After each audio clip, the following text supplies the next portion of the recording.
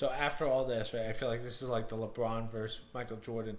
If he gets all this stuff done, which it seems like so far he's promised everything, right? He's coming through on all of his promises. There's still a couple of things he has to do left. Does he go down as one of the greats, if not the greatest? Maybe except for George Washington, but I mean, I think we can all say Biden probably beats Carter at this point for worst president. Yeah, I think so too. I think so too. And we're talking from like not whether we like him or not, but when you look at the 4 years that he did and how much damage he did in 4 years, I think we can all comfortably say, besides the dementia and all that. Well, actually, with that included. No, I'm saying first and foremost because of the dementia. I think this will go down as the most embarrassing thing one of the most embarrassing things in our nation's history, that we allowed somebody like that, especially now that we're hearing people from his inner circle saying that we knew he was declining. Yeah. And I think they're BSing. He was declined before he even walked in. Yeah. I mean, it was not good from day one. Foreign leaders have said that, right? To some extent politely, they've tolerated it, but I think even they're shocked that America would allow that. No 25th Amendment, blah blah blah blah blah, and then everything that follows that, every poor decision, it was just. We will look back in history and say that this was a disaster. Well, I always like when people bring it up now, and I wouldn't say I hear this argument too often, but it's definitely a funny one when they bring it up. Is they go, well, look at Roosevelt when he was in a wheelchair, right? It's just like, I don't really think mental decline and being in a wheelchair are the same. Right. Because they did a good job hiding the fact that he was in a wheelchair. Was it polio? Did he have polio? He had polio, but that was a sign of weakness. So Right. they didn't want him, especially a wartime president, to look weak. So they did not want to highlight that. Ironically, I mean, now look at where we are as a nation. But back then, it was about virility, it was strength, it was masculinity. There were no females who were running for office at that level.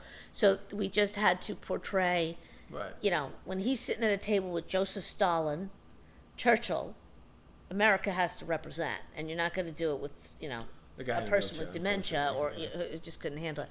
But what's interesting, too, is as good as I think this next president will be, you can make the case. We were so bad that anybody was going to make it better. Good point. Okay? So, and I think you will see that when they try and tout Trump as, get his face on Mount Rushmore, I think that's going to be what the next comment will, the follow-up will be. Well, yeah, but you know what? Because now the mainstream media has to admit just how bad Biden was. They have to, yeah. Because they can't say, because they're not going to cave and say, well, Trump's doing a good job. They're going to say, well, Biden made it a lot easier for him. Because it was so bad. Exactly. Right. It was just so bad.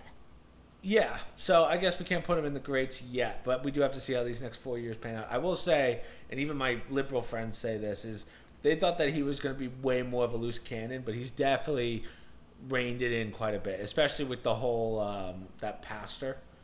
I forget. Well, I think I will say, he has learned a lot. So Trump is somebody, people may see him as a goofball or whatever. He's very smart. I will say that. He the way he speaks is a little bit... And how much he knows is amazing, too. Right. It's not as polished as maybe you would like, some of the soft talkers like the JFKs and the Ronald Reagans. But he's a very bright person. He says stuff that at first you scratch your head and say, what is he talking about? And it sounds ridiculous, but it tends to pan out over time. Like for every five things he says, 4 of them pan out, maybe 1 turns out to be, or 4 of them are true, and then 1 turns out to be like, what was he talking about? You're not going to shoot 100%, but, I mean, considering how much he's just done in this last week. Right. But even I was one last time when he was like, I think we're going to take over Greenland. I thought he was like, out of his but then mind. you realize why, or what his plan is. And I understand now, and they're still saying, there's no way he's taking, even Greenland's like, you're not taking it. I think Denmark actually has sovereignty over it.